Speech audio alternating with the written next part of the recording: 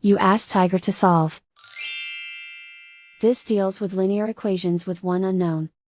The final result is x equals 2. Let's solve it step by step. Simplify the expression. Expand the parentheses. Multiply the coefficients.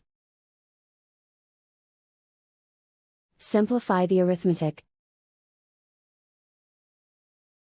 Group all constants on the right side of the equation. Add 20 to both sides. Simplify the arithmetic.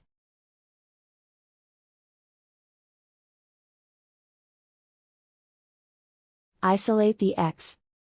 Divide both sides by 8. Simplify the fraction. Find the greatest common factor of the numerator and denominator. Factor out and cancel the greatest common factor. And so the final result is x equals 2.